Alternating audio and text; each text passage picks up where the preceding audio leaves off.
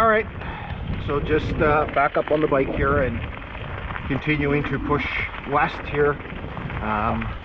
Yeah, very, very beautiful geography here. So the railway grade cuts through several ridges here, or hills, and in between there's some pretty substantial valleys. You can kind of see that here. So here's one of these long embankments through these valleys. You can see it's pretty high. We're probably 30-35 feet up from the level of the valley down there.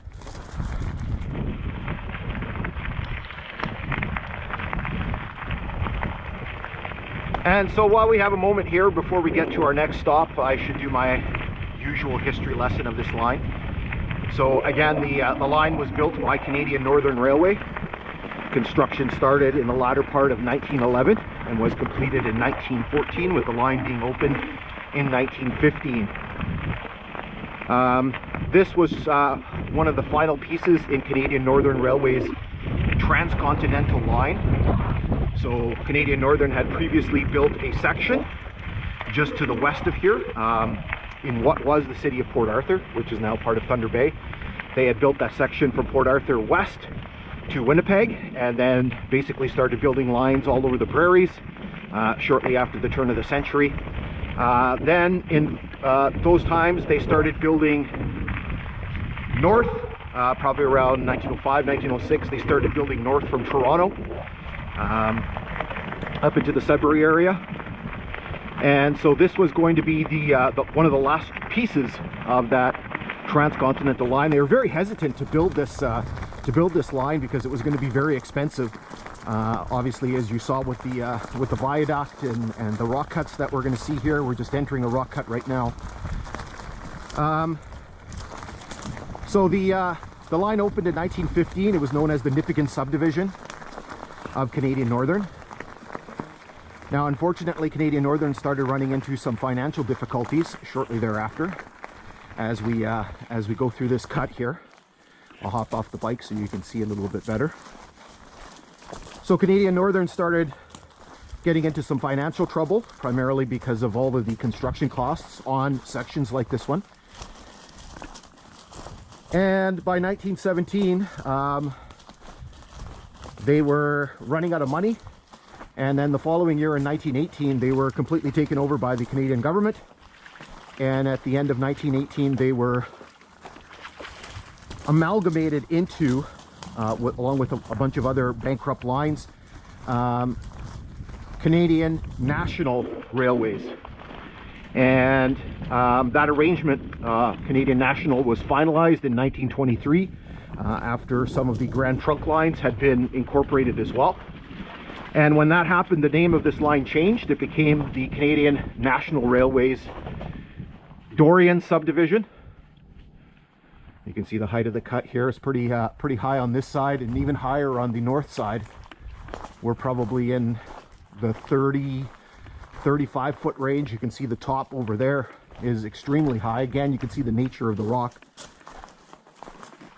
And so then this line continued as the Dorion Subdivision until 1960, when it was merged with the more easterly Kinghorn Subdivision, and those two lines became one kind of unified section of line known as the Kinghorn Subdivision. And that continued until 2005, when Canadian National decided that this line was no longer needed, and so they discontinued service. And then starting in 2008, right in this area here, just to the east of here, up by Dorion, they started pulling up the rails, and the rails were removed by 2010. Again, you can kind of see some of the interesting, I'm not a geologist, but you can kind of see some of the interesting rock formations here. You can actually see some of the, I don't know if that's folding or faulting of the rock formation there. I don't know if there's any geologists that are watching that can kind of see that. You can sort of see that vertical movement in the rock. Kind of neat to see. Again, it is very, very soft. You can see how it's kind of eroding.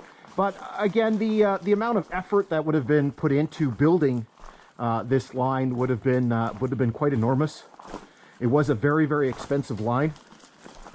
I've done some calculations, and roughly to replicate this line again, if you were to build this line today from the Sudbury area, so from Ruel, just outside of Sudbury, all the way to Port Arthur, it would probably cost about $500 million today to rebuild this line.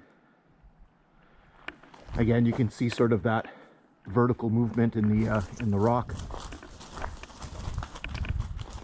So this kind of brings us to the end of this rock cut and the end of our history lesson.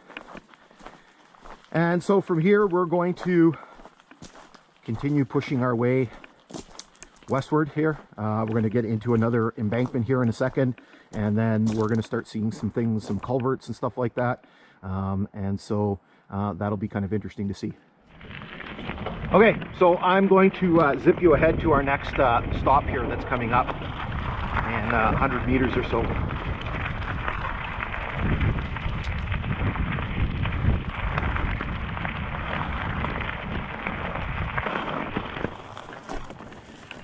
All right, so we've arrived at our next stop here. You can see we're up on this long embankment. Again, we're up pretty high. You can see there's the culvert marker there, which basically indicates where the culvert is and also indicates the mileage. And so I did take a look at it earlier, and the marker is actually somewhat legible. So it says 174 something. Sorry, 174 point something 5. So I can't make out that that first decimal number. Kind of a little bit hard to see, but again, that is the mileage on the Kinghorn line. And so when we go back to the original line, the Nippigan subdivision or the Dorion subdivision, the mileage is slightly different because the subdivision was shorter. And so what we need to do now, I want to clarify this. If you've seen past episodes, normally what I say is there's 50 miles difference. Well, technically it's 49.7. So in this year's explorations, I want to make a point of trying to be a little bit more specific on there. And so basically, if the mileage is 174, it's essentially going to be 49.7 miles less than that, so it's going to be probably 124.3, and then whatever the decimal numbers are. So what we're going to do right now is we're going to jump down and we're going to go take a look at that that culvert, because it is kind of neat, and then we're going to continue heading west. Okay, so we've made our way down from the level of the grade, which you can see above us here. We're probably about 35 feet down. And so we have kind of a neat little feature here. I could be mistaken, but this looks like a stone culvert. You can basically see doesn't look like there would be any type of metal culvert underneath there. I think it's just sort of flowing through the rocks. So this is kind of a neat feature to see, obviously buried underneath a very big embankment. And so again, kind of one of those holdovers. Again, I don't know if this was kind of original construction or if this was done afterwards. I would probably have to guess maybe original construction, but again, kind of neat to see. So we'll work our way back up to the level of the grade and continue heading west. Okay, so back up on the bike after investigating that culvert. So we're going to just continue pushing west here. Again, enjoy the scenery. It is actually a very beautiful time of year to explore. Again, if you can get past the little bit crazy weather, as I mentioned in the last episode, where it rained, and then this morning we got a little dusting of snow, and now it's kind of a little bit cool. The wind is very cool. But otherwise than that, it's nice to be out here.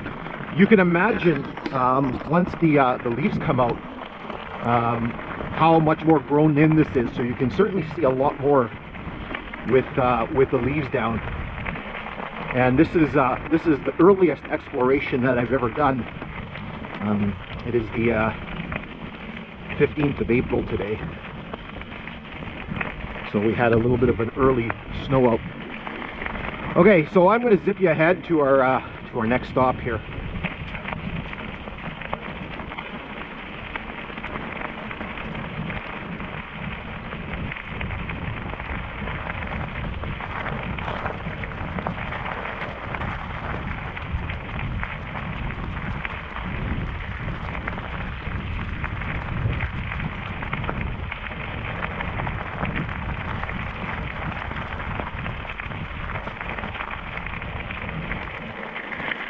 Here you can see there's a, forgot to pick up the tie here.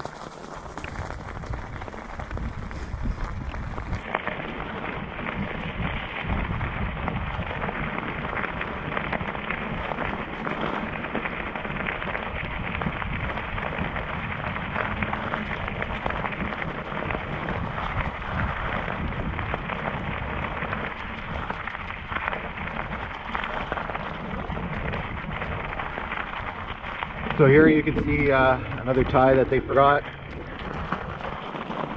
We're up on the top of this long embankment here, long and straight, and here we have another little quick stop. We're not going to dwell, but because it is just a kind of a boring metal culvert, but you can see the culvert marker, and I believe that says 175.72, which would translate into, so that's the Kinghorn mileage, so that would translate into 125.02 on the Canadian Northern Nippigan subdivision and the Canadian National Dorion subdivision. Okay, so we're just gonna jump back up on the bike here, and we're gonna keep heading to the west here, and we're going to be kind of arriving at the end of this section very shortly. All right, so we'll leave that little culvert stop behind and just keep pushing on the bike here. Actually, not too bad biking through this area. It is fairly well worn. There is kind of thick ballast in some spots, but it's a very well-traveled area. Lots of people kind of going down the grade to see the viaduct. So I'm going to zip you ahead here, so just enjoy the scenery.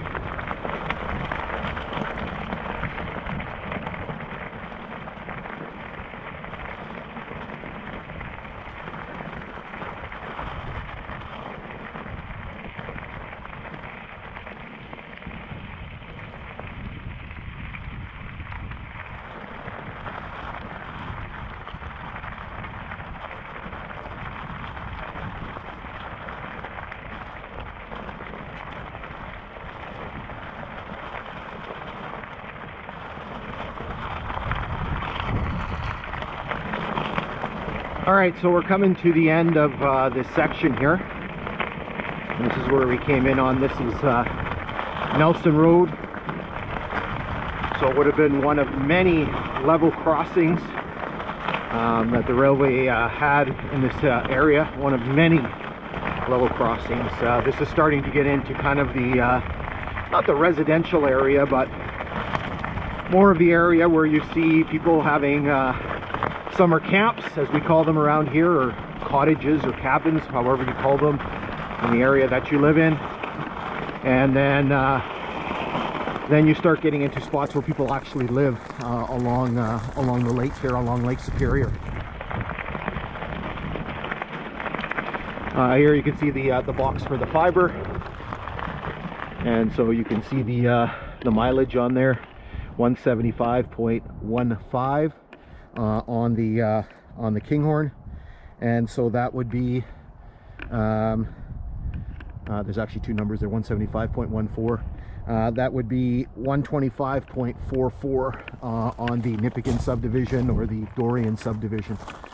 Okay, so this is the end of this section here, and so what we're going to be doing is we're going to be coming back hopefully in a couple of days, and we're going to be doing this next section. I had planned to do this all as kind of one, but we're going to kind of break this up into two separate hikes that we're going to do. Anyway, so hopefully you enjoyed today's adventure, and we'll be back doing that next section just as soon as we can.